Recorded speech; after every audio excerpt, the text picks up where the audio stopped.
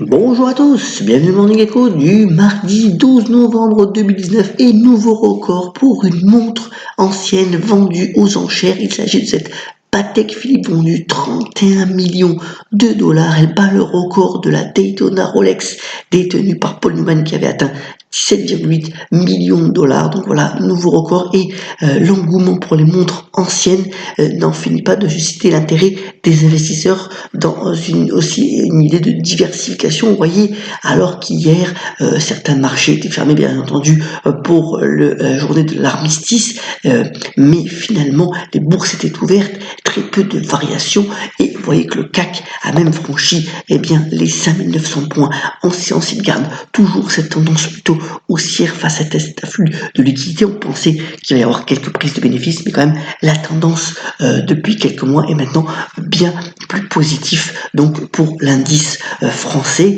alors que dans le même temps on a eu bien entendu les résultats donc des élections législatives en Espagne. Et bien finalement le Premier ministre sortant Pedro Sánchez du camp socialiste n'a pas gagné son pari. Son parti a même perdu 3 sièges. C'est la montée en puissance de l'extrême droite, le parti Vox, qui a gagné tout de même 52 sièges au Parlement espagnol. Alors on verra la suite. Vous voyez que l'IBEX, donc l'IBEX 35, l'indice des 35 valeurs phares espagnoles, ne gagnait entre guillemets que 10% depuis le début de l'année, beaucoup moins que le CAC ou que l'Eurostock, donc l'indice des 50 valeurs moyennes qui gagne plus de 20%. Donc on verra si finalement Pedro Sánchez peut gouverner et avec quel gouvernement. C'est une question importante pour la zone euro dans les prochaines semaines. Autre point aussi au niveau des élections législatives, c'est Boris Johnson qui reçoit un coup de pouce là finalement de l'extrême droite et du parti de Nigel Farage, qui ne va pas donc concourir contre les conservateurs s'il y a donc certains endroits où il y aura trois députés possibles. Donc cela veut dire que finalement Boris Johnson pourrait bénéficier d'une majorité plus confortable avec ce coup de pouce. Vous voyez d'ailleurs que le sterling s'est renforcé, cette nouvelle, puisque c'est le 12 décembre que ces élections auront lieu et que Boris Johnson pourrait donc bénéficier d'une majorité plus importante pour mettre à bien son projet de Brexit. Alors l'emploi massif revient en France. Voilà une étude relayée par le Parisien ce matin qui démontre que finalement 3,6 millions de recrutements sont prévus sur une année glissante. Vous voyez que c'est assez diffus d'ailleurs à travers le pays. C'est quand même une bonne nouvelle. Alors c'est souvent des emplois aussi peu qualifiés, c'est certain, mais pas mal de CDI. On sait bien que plus les gens retrouvent de l'emploi et plus ça donne de la confiance et de la consommation et donc de la croissance pour le pays. Voilà, donc c'est le retour aux emplois massifs en France. On avait décrit déjà ce phénomène dans cette chronique et voilà, ça se confirme via cette étude ADECO donc ce matin. Alors, autre point aussi, une étude relayée par les Échos démontrant un petit peu l'actionnariat à travers le monde. Il faut savoir qu'il y a 41 000 sociétés cotées à travers le monde. Alors, les 10 000 premières font 90% de la capitalisation boursière. Il est à noter que souvent, dans de nombreux pays, les 3 principaux actionnaires détiennent plus de 50% du capital. Au niveau global aussi, 41% donc finalement de la capitalisation boursière est détenue par les investisseurs institutionnels, donc compagnies d'assurance, les fonds de pension pour les retraites, etc.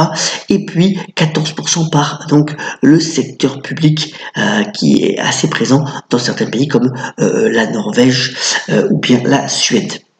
Voilà donc pour cette étude assez intéressante sur la capitalisation boursière mondiale relayée donc par les Échos ce matin.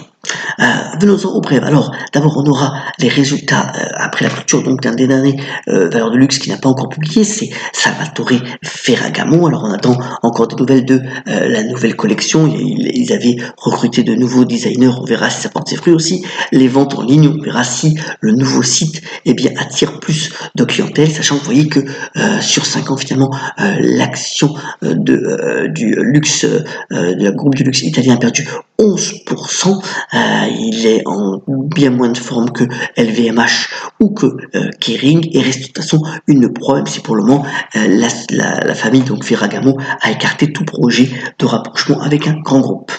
Alibaba Et donc a publié les statistiques concernant donc son fameux Single Day, c'était donc le 11 novembre. Il faut savoir que 1 milliard de dollars de ventes s'est fait en 60 secondes, c'était un nouveau record battu et globalement c'est 38 milliards de dollars qui ont été vendus à l'occasion de ce jour-là. Bon, l'action n'a pas trop bougé hier à la bourse de New York sur ces annonces, mais il y a quand même une belle tendance et l'idée pour Alibaba c'est vraiment de pouvoir mettre la mainmise sur le e-commerce chinois. Le groupe détient près de 50% donc du commerce dans ce pays d'ores et déjà.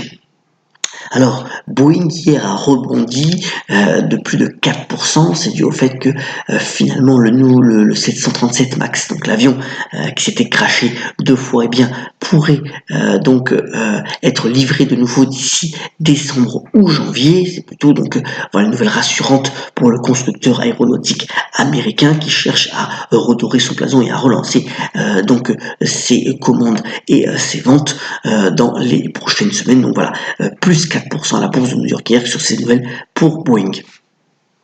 Alors, ça va continuer à bouger dans le secteur des médias et de la télévision. En effet, donc là c'est pour l'Allemagne, pour ProSieben, et bien c'est Mediaset, le groupe détenu par Silvio Berlusconi, qui monte au capital de la chaîne allemande, du groupe allemand de médias, puisqu'il est passé à 15% du capital. Il va encore renforcer cette participation et on est dans vraiment un remodelage du paysage des médias entre les grands groupes de production, bien entendu aussi ce qui se passe avec les groupes de streaming.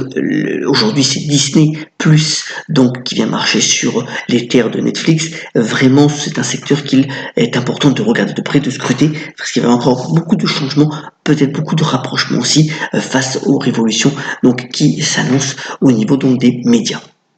Alors, pour terminer sur Nico, un coup de cœur de nouvel album finalement de Simply Red, Blue Eyed Soul, qui sort donc ces jours-ci. Alors, on n'attendait pas grand-chose, bien entendu, de ce groupe qui était plutôt phare dans les années 80-90. Et bien voilà, un nouvel album très intéressant avec vraiment de belles mélodies, une tournée qui est prévue. Et voilà, donc finalement Nick Huguenot qui repart avec bien entendu une partie de son groupe et vraiment un bel album à écouter, donc Blue Eyed Soul pour les amateurs de ce type de musique. On termine ce Morning Call en vous souhaitant une excellente journée par la citation du jour. Elle vient de Roland Barthes qui a notamment déclaré: la politesse est plus généreuse que la franchise car elle signifie qu'on croit à l'intelligence de l'autre.